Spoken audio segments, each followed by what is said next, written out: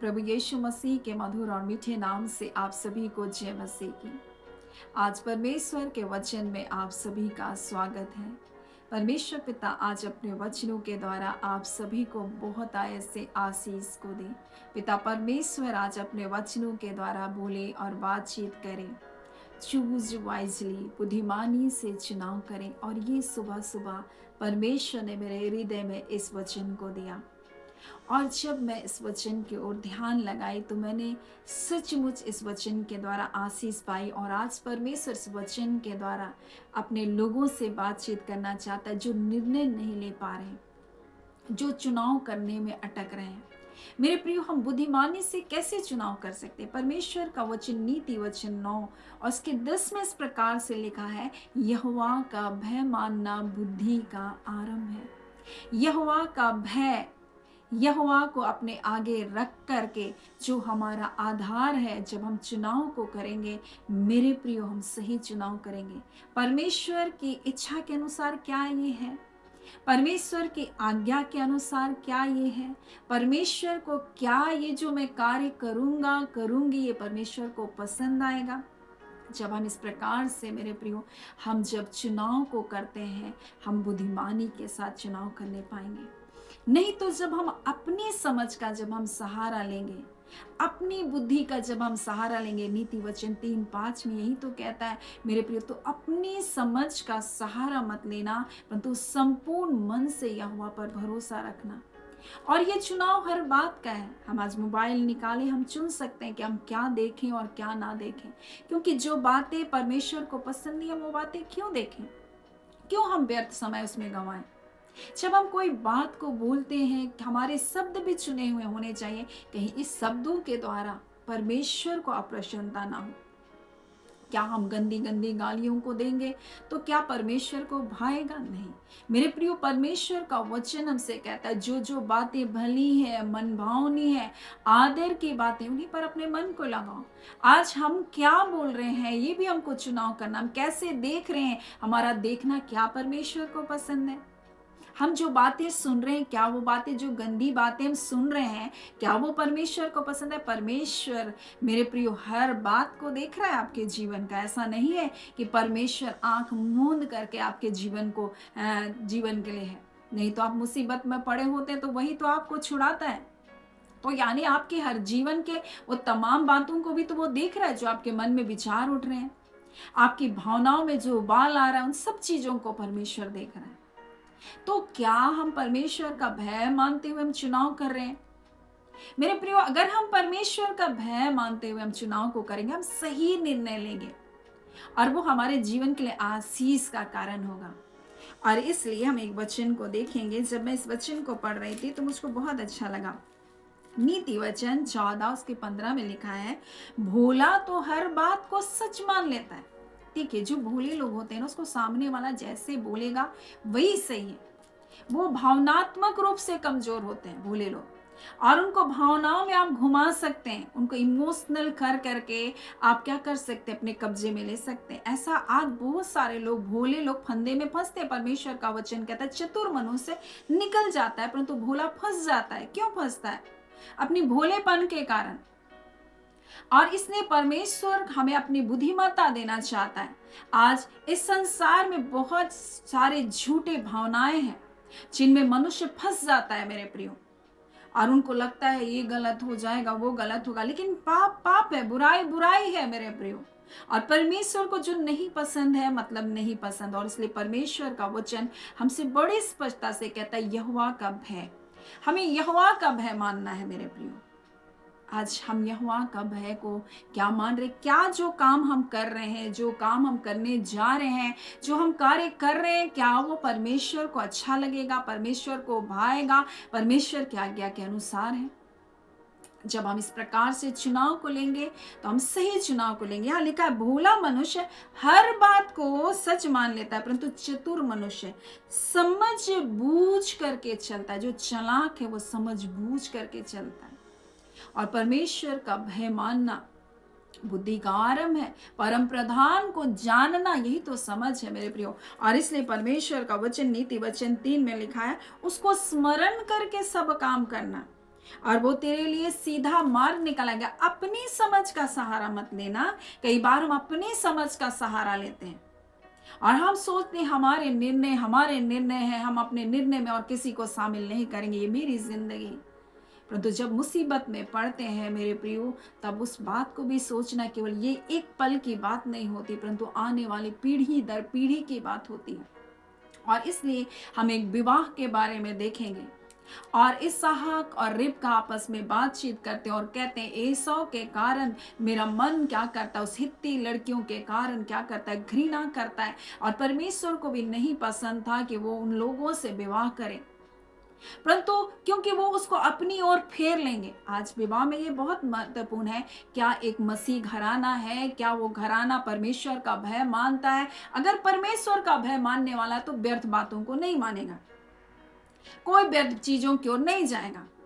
परंतु अगर परमेश्वर को वो घराना नहीं है मेरे प्रियो, तो उसके लिए संसार की चीजें, संसार की रीति विधि बहुत मायने रखेगी, नहीं तो परमेश्वर सबसे पहले रहेगा। और आज चुनाव करने से पहले हमको इस बात को ध्यान देना है, क्या उनके अंदर परमेश्वर का भय है। जो भय है परमेश्वर का, तो गंदी बातों को नहीं करेगा, किसी के लिए बुराई नहीं करेगा, किसी के लिए विरोध में बातें नहीं करेगा, किसके बारे में भड़काएगा नहीं। और ऐसे ऐसे बहुत सारी चीजों को क्या करता है, गलत परिवार के द्वारा आती है। और यही बात यहाँ लिखा, हर एक बात को भोला सच मानता है, परंतु चतुर समझ बूझ कर चलता है। और ये हम देखते हैं कैसे इसहाक और रिबका ने, हम देखते हैं कि उसने याकूब को बुलाया और कहा तो यहाँ की हित्ती लड़कियों से विवाह मत करना, परंतु अपने मामा लाबान की बेटी से विवाह करना। और जब वहां गया तो याकूब के सामने भी दो चुनाव था, एक लिया थी और एक राहेल था। लेकिन राहेल सुंदर थी और लिया जो बड़ी बेटी थी उसकी आंखें धुंधली थी और वो राहेल से प्रीति रखने लगा। परंतु यहाँ पर ऐसा हुआ कि उसका विवाह पहले लिया से हो गया, क्योंकि वो बड़ी बेटी थी। अब यहाँ पर हम देखते हैं याकूब की इच्छा जो थी वो राहेल थी, परंतु विवाह लिया के साथ हुआ। परंतु अब देखिए इस विवाह का अंत क्या हुआ। अब देखिए इस विवाह की आशीष किसके साथ रही। परमेश्वर का वचन कहता है, परमेश्वर ने देखा कि लिया अप्रिय गिनी गई है, लिया को तिरस्कार कर दिया गया और परमेश्वर ने लिया की सुधि रखी। याकूब तो रिबका से प्यार करता था, लेकिन योजना परमेश्वर का याकूब के लिए लिया के साथ था। परंतु हम देखते हैं किस प्रकार से राहेल अपनी आधी आयु में मर जाती है और अंततः हम देखते हैं याकूब कहता है मुझको लिया के बगल में ही उस कब्र में क्या करना, मुझको गाड़ना, जहां अब्राहम के साथ सारा है, इसहाक के साथ रिबका है, उसे लिया के बगल में मुझको गाड़ना। मेरे प्रियो, उसने जाना कि जो पत्नी परमेश्वर ने मुझको दिया वो क्या है, मेरे लिए आशीष का कारण ठहरी है। परमेश्वर इसके कोख को खोलता गया और परमेश्वर उसको आशीष देता रहा और उसी की संतान यहूदा से यीशु मसीह का आगमन हुआ। मेरे प्रिय, उसी वंशावली से यहूदा के गोत्र से यीशु मसीह का आगमन हुआ। परमेश्वर की योजना मनुष्य की बुद्धि, मनुष्य की समझ से अलग होती है। मेरे प्रियो, कई बार हम निर्णय नहीं ले पाते, लेकिन जब हम परमेश्वर के ऊपर अपने भरोसे को रखते हैं, और इसलिए उसका वचन कहता है तू अपनी समझ का सहारा मत लेना, परंतु संपूर्ण मन से यहोवा के ऊपर भरोसा रखना। मेरे प्रियो, आज विवाह को लेकर हो या अपने शब्दों के चयन के रूप में हो या देखने के रूप में हो या किसी भी कार्य के रूप में हो, हमारा चुनाव परमेश्वर का भय होना चाहिए, परमेश्वर की आज्ञा होना चाहिए, परमेश्वर को क्या भाता है वो होना चाहिए मेरे प्रियो। और जब हम इसको आगे रख करके निर्णय लेंगे, हम बुद्धिमानी के साथ हम चुनाव करेंगे। और परमेश्वर पिता आज अपने वचन के द्वारा हमसे कहना चाहता है कि हम क्या करें, बुद्धिमानी से चुनाव करें, क्योंकि ये आज की बात नहीं। अगर एक विवाह है तो ये आज की बात नहीं है, परंतु ये पीढ़ी दर पीढ़ी की बात है। और इसी बात को रिबका ने कहा जब एसाव ने हित्ती लड़कियों से विवाह किया, तो इस प्रकार से वो कहती है, मैं हित्ती लड़कियों के कारण मैं अपने प्राण से घिन करती हूँ, इसलिए यदि ऐसी हित्ती लड़की, ऐसी संसारिक लड़की अगर मेरे लड़कियों में से जैसे इस देश की लड़कियां हैं, याकूब भी एक से विवाह कर ले तो मेरे जीवन का क्या लाभ। वो कह रही मेरे जीवन का क्या लाभ जो मैंने परमेश्वर के भय में उनको बढ़ाया।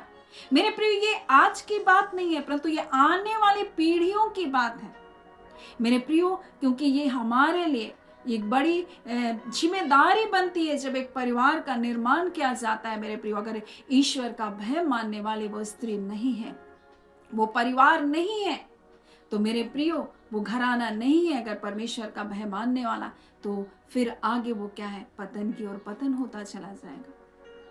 और वो घराना मसीह घराना ना बन करके मेरे प्रियो उस परमेश्वर के उद्धार से वो वंचित हो जाएगा।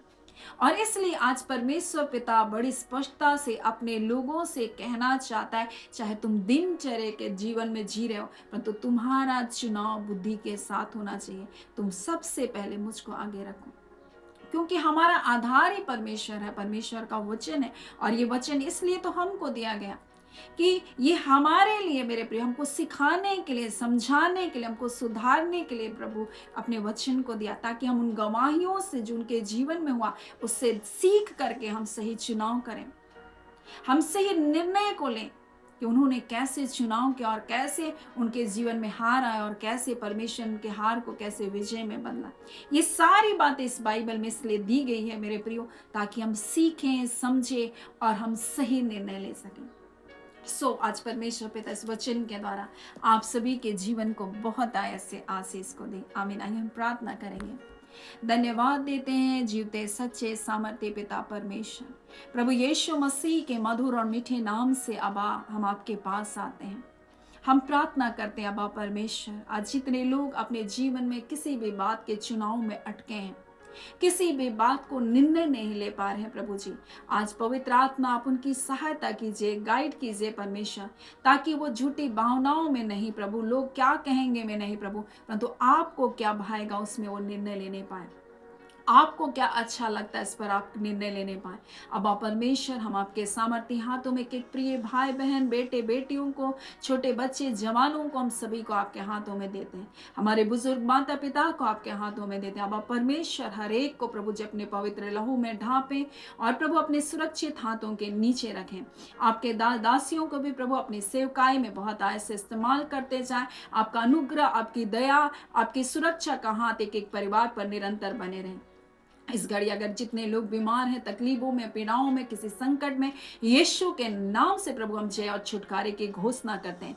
यीशु के नाम से हम चंगाई की घोषणा करते हैं प्रभु। हम आपका धन्यवाद करते हैं प्रभु। मेरी विनती और मेरी प्रार्थना से कहीं बढ़कर उस सामर्थ्य के अनुसार जब मैं कार्य करता है, एक प्रियों की प्रार्थनाओं का उत्तर आप देकर उनके जीवन में जय और छुटकारे को आपने दे दिया है। आपकी शांति एक एक के जीवन में बनी रहे। हर प्रकार के निराशा, हताशा, दुख, पीड़ा, चिंता, व्याकुलता, घबराहट यीशु मसीह के नाम से तुम छोड़ो, निकलो और जाओ। तुम्हारा कोई अधिकार नहीं है। और इसी घड़ी आपकी शांति जो समझ से परे हर एक के मन और हृदय की रक्षा करे, व्यर्थ बातों की ओर नहीं, परंतु पिता जो बातें पिता अच्छी है, मन भावनी है, उन पर अपने मन को ये लगाने पाए। अब आप परमेश्वर, हम सारी आदर महिमा आपको देते हैं। धन्यवाद के साथ प्रार्थना यीशु के नाम से हम मांगते हैं। दया सुने, अनुग्रह से ग्रहण कर लीजिएगा। आमीन। परमेश्वर पिता आप सभी को बहुत ऐसे आशीष को दे। आमीन।